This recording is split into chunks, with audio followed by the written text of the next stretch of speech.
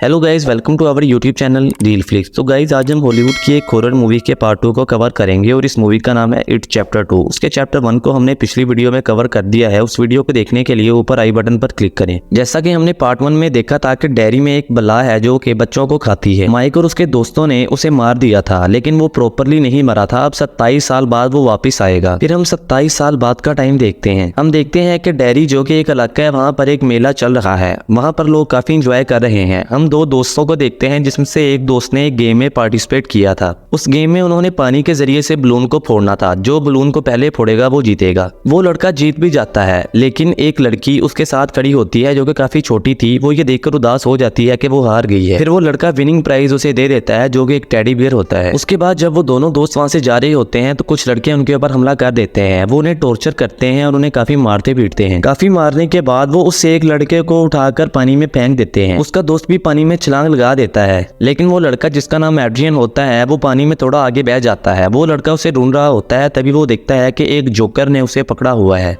वो जोकर और कोई नहीं, वो पार्ट 1 का पेनीवाइज है और ये वही मॉन्स्टर है जो 27 साल बाद वापस आया था। वो उसका दिल खा लेता है। ये देखकर उसका दोस्त काफी डर जाता है। फिर हम एक पुलिस इंस्पेक्टर को देखते हैं। ये और कोई नहीं होता बल्कि पार्ट 1 का माइक है। वो माइक था जो कि बिली का दोस्त था। इन्होंने ही मिलकर उस मॉन्स्टर को मारा था। इन्होंने कसम भी खाई थी कि अगर वो मॉन्स्टर वापस आएगा तो हम भी वापस आएंगे। माइक को एक लड़की इन्फॉर्म करती है कि डेयरी में एक जगह पर एक लाश को छोटे छोटे टुकड़ों में काट दिया गया है। जब माइक उस जगह पर जाता है तो वहाँ पर एक बलून होता है। माइक समझ आता है क्योंकि ये वही बलून था जो कि हम पार्ट 1 में कई दफा देखते हैं और इस बलून के बाद ही पेनीवाइज आता है। उसके बाद वो देखता है कि ब्रिज के एक पिलर पे लिखा है कम हो। वो समझ आता है कि पेनीवाइज वापिस आ गया है, इसलिए वो अपने दोस्तों को बुलाने लगता है। फिर हम बिली को देखते हैं। उससे एक लड़की आकर कहती है कि तुम्हें प्रोड्यूसर ने बुलाया है। प्रोड्यूसर उसे कहता है कि लोगों को तुम्हारी बुक बहुत पसंद आई, लेकिन उन्हें एंडिंग अच्छी नहीं लगी। सेट पर एक हीरोइन भी होती है जो कि बिली की ही बीवी थी। वो भी कहती है तुम्हारी बाकी बुक तो अच्छी है, लेकिन तुम्हारी हर बुक की एंडिंग बहुत खराब होती है। इस पर बिली कहता है कि ये बात तुम पहले नहीं बता सकती थी। हम 8 साल से इकट्ठे रह रहे हैं, लेकिन तुमने आज तक ये बात मुझसे क्यों छुपाई। वो कहती है कि मैं तुम्हें डिसाइड नहीं करना चाहती थी। उसके बाद हम देखते हैं कि बिल को एक कॉल आती है। बिल कहता है कि कौन बात कर रहा है। वो रिप्लाई देता है कि माइक। बिली पूछता है कि कौन माइक। वो कहता है कि माइक हेलन डेयरी से। ऐसा कहते ही बिली समझ आता है। उसे अपनी वो कसम याद आती है। उसके बाद हम एक आदमी को देखते हैं जिसका नाम एडी होता है। वो कार ड्राइव कर रहा होता है। उसकी बीवी उसे फोन पर कह रही होती है एडी संभाल के। वो कहता है कि मायरा तुम ही मुझे डिस्ट्रैक्ट कर रही हो, तुम फोन काट दो, मैं संभल कर ही गाड़ी चलाऊंगा। ये कहकर वो फोन काट देता है। उसके बाद उसे भी माइक हेलन का फोन आता है। वो कहता है कि कौन माइक। वो कहता है कि माइक हेलन डेयरी से। ये सुन के उसके भी होश उड़ जाते हैं और उसका एक्सीडेंट हो जाता है, लेकिन वो बच जाता है क्योंकि वो एक छोटा सा एक्सीडेंट था। फिर हम रिची को देखते हैं। उसे भी माइक का फोन आता है। ये देखकर उसकी भी हालत पतली हो जाती है। रिची दरअसल एक स्टैंड अप कॉमेडियन था। वो कॉमेडी करता है, लेकिन उसे अपने काफी सारे सेंटेंसेस भूल जाते हैं। ये सब कुछ इसलिए हो रहा था क्योंकि वो भी काफी डर गया था। फिर हम बेन को देखते हैं जो कि एक बहुत बड़ा प्रॉपर्टी डीलर था। मीटिंग के दौरान ही उसे फोन आता है। माइक उसे फोन करता है और कहता है कि मैं माइक हैनल हूँ, तुम्हें डेयरी वापस आना होगा। फिर माइक स्टैनली को फोन करता है और कहता है कि स्टैनली तुम्हें भी डेयरी वापस आना होगा। स्टैनली फिर नहाने जाता है। बाथटब में ही वो अपनी नस को काट लेता है जिससे वो मर जाता है। उसके बाद हम बेवरली को देखते हैं जो कि सो रही होती है। जब उसे फोन आता है तो वो उठ जाती है। वो माइक का फोन उठाती है। वो माइक को नहीं पहचानती। माइक के बताने पर वो माइक को कहती है सॉरी मैं भूल गई थी। वो कहता है कि सभी मुझे भूल गए थे। ये सब इसलिए हो रहा है कि जब भी कोई डेयरी से जाता है तो उनकी याददाश्त पर असर पड़ता है। बेवरली फिर अपना सामान इकट्ठा करके वहां से जाने लगती है तो उसका हस्बैंड वहां आ जाता है। उसका हस्बैंड उससे पूछता है कि तुम कहाँ जा रही हो। वो कहती है कि मुझे मेरे एक पुराने दोस्त की कॉल आई थी, वो मुझसे मिलना चाहता है। उसका हस्बैंड कहता है कि तुम जा सकती हो। फिर अचानक वो कहता है कि तुम्हें मुझसे झूठ बोलने की क्या जरूरत है। वो कहता है कि तुम्हें माइक का फोन आया था ना। वो कहती है कि हाँ वही तो मेरा दोस्त है। फिर वो बेवरली को टॉर्चर करना शुरू कर देता है। बेवरली भी एक चीज उठाकर उसे मारती है और वहां से चली जाती है। वो उसकी वेडिंग रिंग को भी उसके गेट पर फेंक देती है। फिर हम कहानी 27 साल पीछे से देखते हैं। हम एक लड़के हेनरी को देखते हैं जिसने अपने डैड को मारा था। वो एक गटर में से निकल रहा होता है। वो अपने घर आता है तो वहां पर पुलिस खड़ी होती है। पुलिस वाला कहता है कि जरा इसकी हिम्मत तो देखो, अपने डैड को मारने के बाद भी अपने घर वापस चला आया। फिर वो उसे पकड़ कर ले जाते हैं। फिर स्टोरी प्रेजेंट टाइम पर शिफ्ट होती है। हम एक मेंटल हॉस्पिटल को देखते हैं जिसके बाहर एक रेड बलून होता है। हेनरी जो कि मेंटल हॉस्पिटल में एडमिट होता है वो रेड बलून देखकर काफी खुश होता है क्योंकि पेनीवाइज हर बार उसके बाद ही आता है जब हम रेड बलून को देखते हैं। वो वहां पर अजीब हरकतें करना शुरू कर देता है। ये देखकर उसे उसे वहाँ का स्टाफ एक कमरे में ले जाता है। उस कमरे में जाकर उस बेड की बेडशीट उठाता है तो वहाँ पर एक बलून होता है। वो बलून भी वही रेड कलर का था। जब वो उस बलून को खींचने की कोशिश करता है तो वो फट जाता है। उसके पीछे एक बड़ा भयानक सा आदमी होता है जो उसके ऊपर हमला कर देता है। दरअसल वो उसके ऊपर हमला नहीं कर रहा था, हैंडी फजूल में ही डर रहा था। वो उससे उसका वही चाकू दिखाता है जिससे उसने अपने डैड को मारा था। हैंडी उसे देखकर कहता है कि क्या तुम होक्स्टन हो? वो कहता है कि हाँ। वो उससे अपना चाकू ले लेता है। फिर हम बिली को देखते हैं जो कि डेयरी में आ गया था। वो एक होटल के बाहर खड़ा होता है। एक लेडी उसे कहती है कि मेरे साथ आइए। फिर वो उसे माइक के पास ले जाती है। फिर वहां पर एडी आता है। फिर हम देखते हैं कि बेवरली भी होटल में दाखिल होने वाली होती है कि पीछे से बेन आकर कहता है कि क्या अंदर जाने का कोई पासवर्ड है? तो बेवरली कहती है कि आई एम सॉरी, मैंने आपको पहचाना नहीं। वो कहता है कि मैं वही नया नमूना। बेवरली कहती है कि बेन? वो कहता है कि हाँ। फिर वो आपस में मिलते हैं। जब वो एक दूसरे से मिल रहे होते हैं तो रिची उन्हें कहता है कि वाओ, तुम तो हीरो हीरोइन लग रहे हो और मैं एकदम भूतिया। फिर वो तीनों उन तीनों यानी कि माइक बिली के पास जाते हैं। वो वहां पर काफी बातें करते हैं और एक दूसरे का मजाक भी उड़ाते हैं। बातों ही बातों में वो एक दूसरे से पूछते हैं कि स्टैनली क्यों नहीं आया? तो रिची कहता है वो तो एक नंबर का डरपोक है, वो क्यों आएगा? बिली फिर कहता है कि जब मुझे माइक का फोन आया था तो मैं काफी डर गया था। सारे कहते हैं कि हाँ, हम भी बहुत डर गए थे। फिर होटल की एक लेडी उनके पास फॉर्च्यून कुकी लेकर आती है। सारे अपनी अपनी फॉर्च्यून कुकी को खेलते हैं तो सबके ऊपर कुछ ना कुछ लिखा होता है। जब वो अपनी उन पर्चियों को एक सीक्वेंस में रखते हैं तो उस पर लिखा होता है कि guest Stanley could not cut it. Beverly ये देखकर रोने लगती है। उनके सामने जो बाकी कुकीज पड़ी होती हैं उनमें से एक अजीब सी क्रिएचर निकलती है। आहिस्ता आहिस्ता बाकियों में से भी काफी अजीबोगरीब सी चीजें निकलना शुरू हो जाती हैं। ये देखकर वो काफी डर जाते हैं। वो सिर्फ उन्हें ही नजर आ रही थी। वो वहां पर काफी चीजें तोड़ते फोड़ते हैं। जब वो होटल से निकल रहे होते हैं तो एक बच्चा उन्हें रोककर कहता है कि रिची, ये तो बस शुरुआत है। रिची ये कहता है कि तुम्हें मेरा नाम कैसे पता? वो उसे काफी गुस्से से बात करता है। वो समझता है कि इसे भी शायद पेनीवाइज ने भेजा है, लेकिन वो कहता है ये तो तुम्हारे शो की एक लाइन है, ये अभी तो बस शुरुआत है। फिर वो होटल से बाहर आकर स्टैनली को फोन करते हैं। स्टैनली की मिसेस फोन उठाती है। वो कहती है कि वो भी इस दुनिया में नहीं रहे, उन्होंने सुसाइड कर ली बाथटब में। रिची फिर कहता है कि क्यों ना हम यहाँ से भाग जाएं। बेन कहता है कि काफी लोग मरेंगे। रिची कहता है कि फिर क्या है, सारी दुनिया में बहुत से लोग मरते हैं। फिर वो सारे एक एक करके वहां से चले जाते हैं। फिर हम उसी लड़की को देखते हैं जिसको स्टार्ट में लड़के ने अपना प्राइज दे दिया था। वो लड़की अपनी फैमिली के साथ बेसबॉल मैच देखने आई थी। वो अपनी मॉम से कहती है कि और कितनी देर है? उसकी मॉम कहती है कि जब ये मैच खत्म होगा तब हम घर चले जाएंगे। फिर उस लड़की के पास एक फायरफ्लाई आता है। वो उसे पकड़ने लगती है तो वो उड़ जाता है। वो उसका पीछा करते करते उन डेस्क के नीचे चली जाती है जिसके ऊपर लोग बैठे होते हैं। वो उसे काफी दूर तक ले आता है। तभी वहां पर जोकर आता है और उस फायरफ्लाई को पकड़ लेता है। वो कहता है कि हेलो विकी, तुम्हारे दोस्त तुम्हें यही बुलाते हैं ना? पेनीवाइज उसे कहता है कि मैं भी तुम्हारा दोस्त हूँ, मुझे ये सब इसलिए पता है। वो कहती है कि अगर तुम मेरे दोस्त हो तो फिर अंधेरे में क्यों छुपे, और तुम काफी डराने भी हो, इसलिए मैं यहाँ से जा रही हूँ। जब वो जाने लगती है तो पेनीवाइज रोने लगता है। वो कहता है कि मेरा भी कोई दोस्त नहीं है, मुझे मेरे डराने मुंह की वजह से कोई अपना दोस्त नहीं बनाता, और वो मेरा मजाक भी उड़ाते हैं। विकी कहती है कि हाँ, मेरे साथ भी ऐसे होता है, मेरा भी मजाक उड़ाते हैं, मेरे मुंह पर जो दाग है इस वजह से लोग मेरा मजाक उड़ाते हैं। पेनीवाइज कहता है कि क्यों ना इस दाग को ही उड़ा दे, मैं फूंक मारूंगा और ये दाग उड़ जाएगा, इसके लिए तुम्हें मेरे पास आना होगा। फिर विकी कहती है कि हाँ, तुम इसको उड़ा दो। वो उसके पास जाती है तो पेनीवाइज कहता है कि थोड़ा और करीब आओ। जब वो उसके पास जाती है तो उसके पास अपना मुंह कर लेती है। वो कहता है कि 3 गिनकर मैं फूंक मारूंगा और ये दाग उड़ जाएगा। पेनीवाइज कहता है कि 1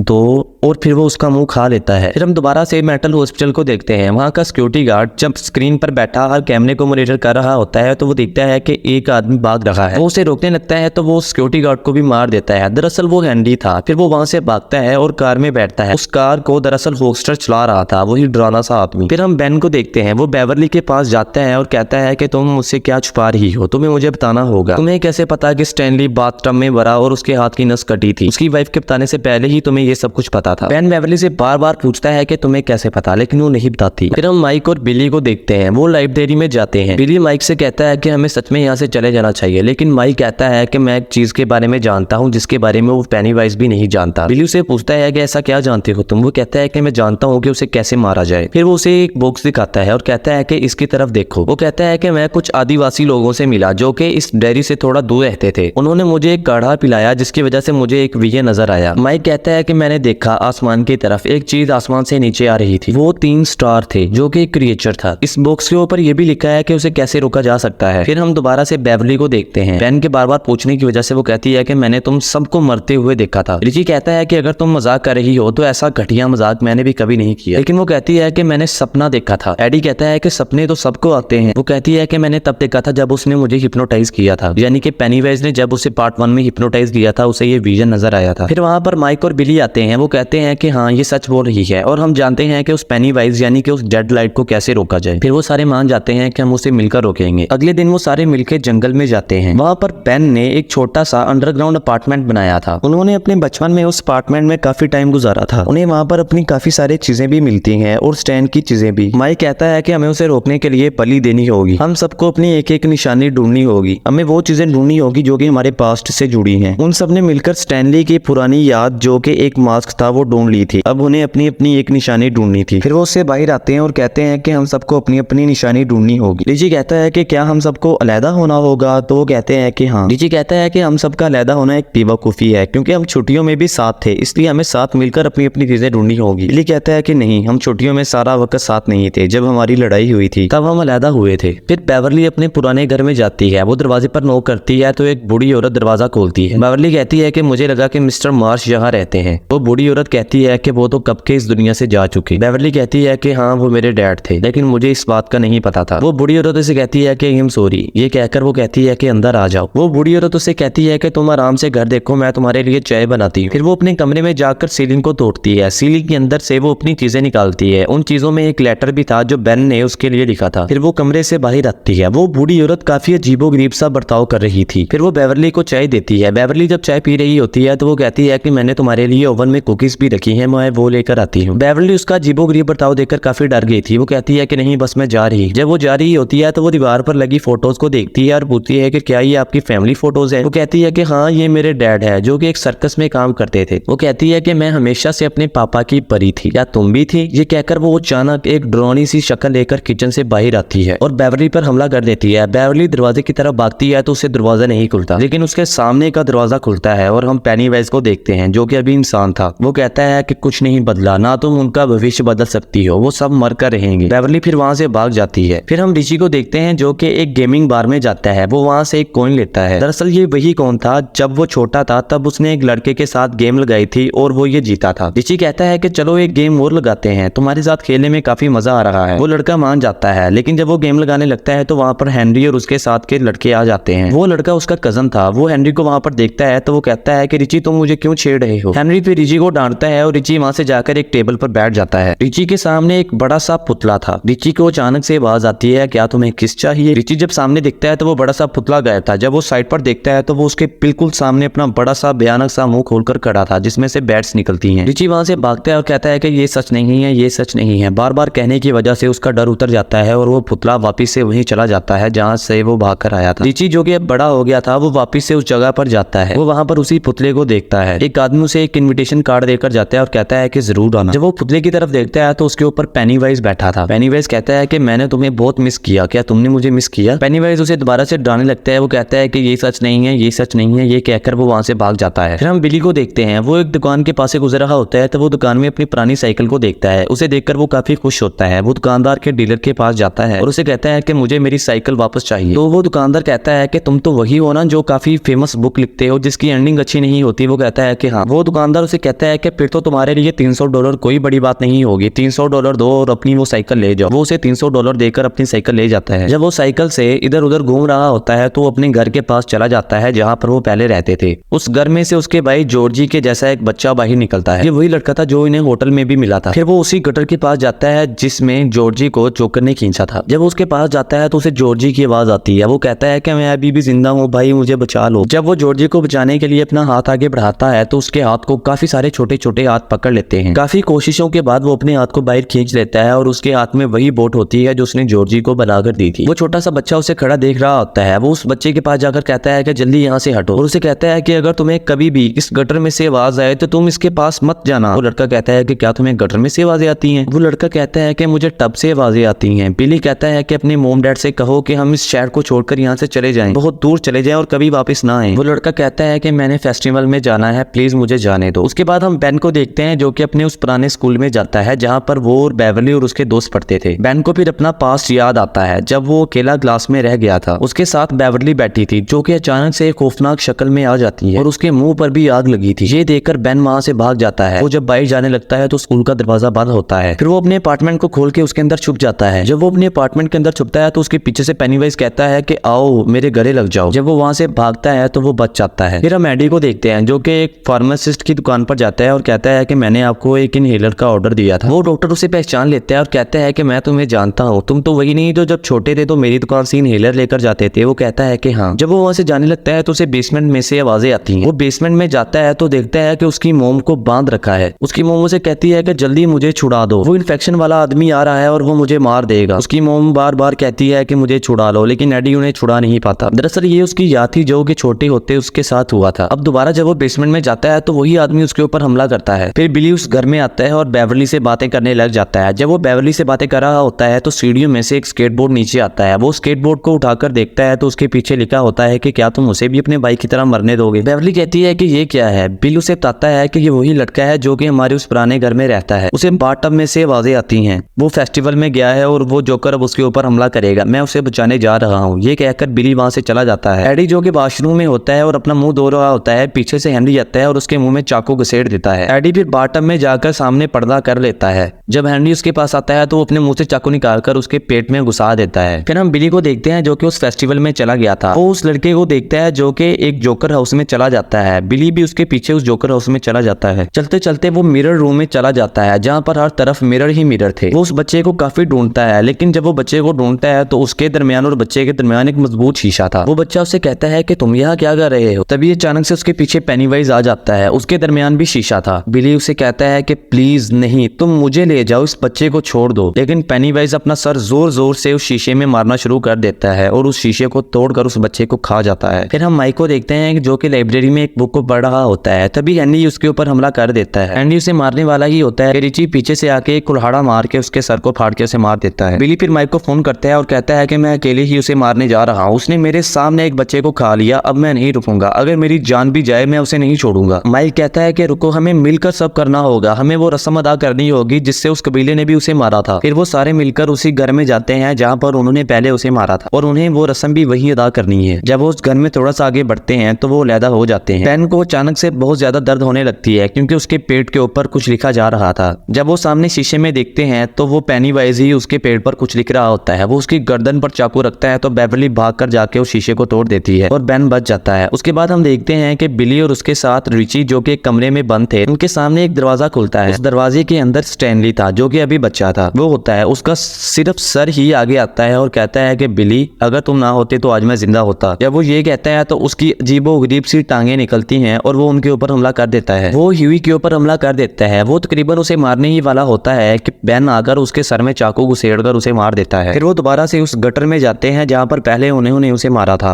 वो सारे एक एक करके वहां पर चढ़ जाते हैं, लेकिन बेवरली जो कि भी पानी में होती है उसे वही लेडी पकड़ लेती है जिसे उसे अपने घर में देखा था। वो उसे अपने साथ पानी में डुबा देती है। वो सारे एक एक करके उस पानी में छलांग लगा देते हैं और बेवरली को बचा लाते हैं। माइक फिर वहां पर एक सुरंग का ढक्कन खोलता है और उसके अंदर छलांग लगा देता है। वो सारे एक एक करके उस सुरंग के अंदर चले जाते हैं। वो एक तंग से रास्ते से गुजर कर एक जगह पर पहुंच जाते हैं। माइक फिर वहां पर उस डब्बे को खोलता है और उसके अंदर आग लगा देता है और कहता है कि तुम सब अब अपनी अपनी निशानी को इसके अंदर फेंकोगे। वो सारे एक दूसरे का हाथ पकड़कर कहते हैं कि रोशनी को मिटा दो। जब वो ये कहते हैं तो ऊपर वही डेड लाइट्स यानी कि वो 3 स्टार्स आते हैं जो कि ऊपर घूम रहे होते हैं। माइक कहता है कि उनकी तरफ मत देखना। फिर वो 3 लाइट्स उस बॉक्स के अंदर चली जाती हैं। जब वो उसका ढक्कन बंद करने लगता है तो वहां पर एक बलून फूटता है। वो बलून काफी बड़ा हो गया था और जब वो फूटता है तो उसके अंदर से पेनीवाइज निकलता है। पेनीवाइज फिर माइक से कहता है कि तुमने इन्हें ये तो बता दिया कि इस रस्म से मैं रुक सकता हूँ, लेकिन तुमने इन्हें ये नहीं बताया कि जिन्होंने पहले ये रस्म की थी उनका क्या हाल हुआ। बिली पूछता है कि माइक तुमने हमसे क्या छुपाया है। वो कहता है कि मैंने तुमसे सिर्फ ये छुपाया है कि जिन्होंने ये रस्म पहले की थी वो मर गए थे क्योंकि उन्हें अपने ऊपर यकीन नहीं था, लेकिन हमें यकीन था कि हम इसे रोक लेंगे। फिर पेनीवाइज अपने असली रूप में आता है। वो एक बहुत बड़ा सा मॉन्स्टर बन गया था और उनके ऊपर हमला शुरू कर देता है। उससे बचने के लिए वो एक सुरंग में जाते हैं जिसके अंदर पानी था। जब वो पानी से बाहर निकलते हैं तो सब उस जगह में होते हैं जिससे वो बहुत डरते थे। बिली अपने बेसमेंट में होता है जहाँ पर पानी भरा होता है और उसके सामने जॉर्जी होता है और वो कहता है कि मैं तुम्हारी वजह से मर गया। बेवरली अपने स्कूल के वॉशरूम में होती है। पेन अपने उस जंगल वाले अपार्टमेंट में होता है जिसके अंदर मिट्टी भर रही होती है। बिली अपने हाथों से जॉर्जी को पानी में डुबाकर मार देता है, यानी कि उसने अपना डर मार दिया था। बेवरली जो कि अभी तक वॉशरूम में बंद थी उसके अंदर खून बनना शुरू हो जाता है और उसके डैड भी दरवाजे के बाहर कहते हैं कि इस दरवाजे को खोलो। फिर वो जोर से दरवाजे के ऊपर टांग मारती है, यानी कि उसने भी अपने डर को भगा दिया था। उसके बाद वो अपना हाथ बढ़ाकर बेन को भी बचा लेती है। रिची उस मॉन्स्टर के सामने जाता है और कहता है कि मैं तुमसे नहीं डरता। वो मॉन्स्टर उसे उठा लेता है, अपना बड़ा सा मुंह खोलता है और उस डेड लाइट से उसे डरा देता है। एडी वहां से एक तीर को उठाता है और उसके मुंह में फेंक देता है और कहता है कि रिची मैंने उसे मार दिया। जब वो रिची के पास होता है तो वो मॉन्स्टर उसे मार देता है, यानी कि अब एडी मर गया था। फिर वो सारे प्लान बनाते हैं कि इतने बड़े साइज के साथ हम उसे नहीं मार सकते, हमें उसे छोटे साइज में लाना होगा और फिर हम इसे मार सकते हैं। फिर वो सारे कहते हैं कि हम तुमसे नहीं डरते, तुम एक मामूली से जोकर। बार बार ये कहने की वजह से उनका ये डर उतर गया था और जोकर भी छोटा हो गया था। वो इतना कमजोर हो गया था कि वो उठ भी नहीं पा रहा था। फिर माइक अपना हाथ बढ़ाता है और उसके सीने में से दिल निकाल लेता है। फिर वो सारे मिलकर उसके दिल को पकड़ते हैं और जोर से दबा देते हैं, जिससे वो मर जाता है। लेकिन उन्होंने अपने दोस्त एडी को खो दिया था। फिर वो सारे वहां से बाहर निकलते हैं और बैरज में जाते हैं। वो सारे मिलकर नहाते हैं जैसे वो पहले नहाया करते थे। उनके हाथ से अब वो निशान भी मिट गया था जो उस वजह से आया था जब उन्होंने कसम खाई थी। फिर से सारे अपने अपने घर चले जाते हैं। माइक बिली को फोन करता है और कहता है कि क्या तुम इस बार ढंग की कोई एंडिंग लिख पाओगे? तो वो कहता है कि हाँ, कोशिश करूंगा। इसी के साथ मूवी का एंड होता है। उम्मीद है कि आपको हमारी ये वीडियो अच्छी लगी होगी। अगर आपको ये वीडियो अच्छी लगी है तो वीडियो को लाइक करें, चैनल को सब्सक्राइब करें और कमेंट बॉक्स में अपनी राय का इजहार जरूर करें।